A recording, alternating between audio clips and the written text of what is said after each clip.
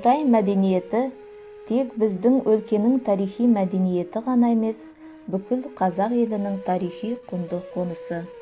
Бұл қоныс солтүстік Қазақстан облысы Айыртау ауданы Никольск ауылынан 1,5 шақырым жерде орналасқан. Ботай жеріне алғаш рет 1980 жылдары қазба жұмысын жүргізген Қызылжар педагогика институтының жас ғалымы Виктор Федорович Зайберт болды.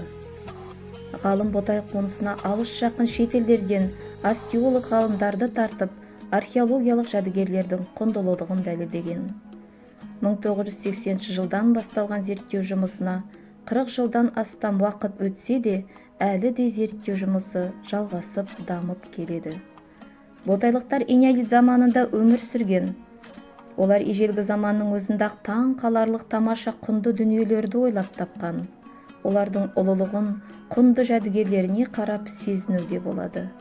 Солардың кейбіреуіне тоқталсақ.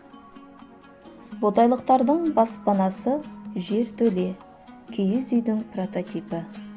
Қабырғасы жер астында 1 метрдей қазылып, балшықпен соғылған.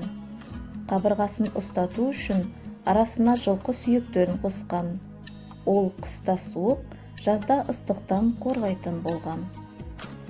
Шатыры бөрене немесе сырғауылдардан жасалған. Бөрене ұзындығы 3-4 метрден құралып, бір-біріне ойып орнатылған. Қысты боранда кіреберіс есікті қар алып жауып қалғанда саты арқылы жоғарыға шығатын болған. Жылқы ботайлықтардың басты атрибуты. Олар жылқы малын ең алғаш қолға үйретуші және ең алғаш қымыз дәмін татушылар болып табылады. Қазіргі техника дәуірі өркендеген заманның өзінде жылқы түлігі тарихи, шаруашылық маңызын жоғалтқан емес. Ботайлықтардан қалған тағы бір құнды жәдігер трепанация іздері бар адамның бас сүйегі. Энеолит заманның өзінде ботайлықтар адамның бас сүйегін ашып операция жасаған. Бұл операциядан кейін адам шамамен 17 жылдай өмір сүрген. Ботай мәдениеті ғажайып тарихқа толы киелі мекен. Адамдардың өмір салты мен тыныс тіршілігін елестеткенде бойымызды ерекше сезім билейді.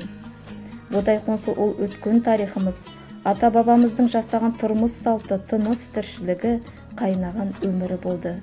Бірақ уақыт орнында тұрмайды, бір мәдениет орнына екінші мәдениет басатындығы анық.